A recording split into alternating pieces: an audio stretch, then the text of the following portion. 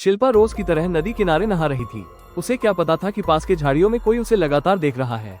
जो बच्चा बाहर से बिल्कुल मासूम लगता था, उसके मन में कुछ और ही चल रहा था। ये कोई साधारण बच्चा नहीं था।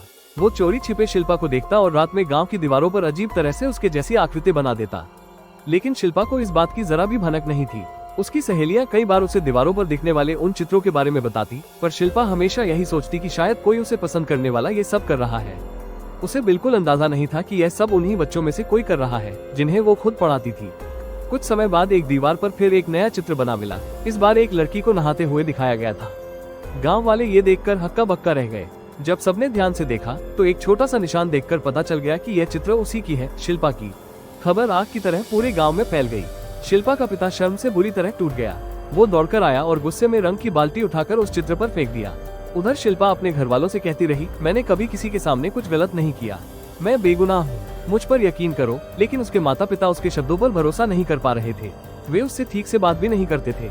इसी दौरान उसका चाहने वाला नवीन, जो उससे सच्चा प्यार करता था, हर दिन उसे देखने आता था।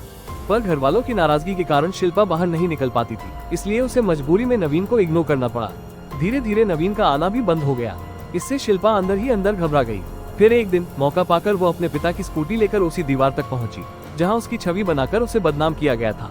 वो दीवार पर अपने माता पिता के नाम कुछ लिखती है, एक आखिरी संदेश, और फिर चुपचाप गांव छोड़कर कहीं दूर निकल जाती है। उसके बाद शिल्पा को किसी ने कभी नहीं देखा।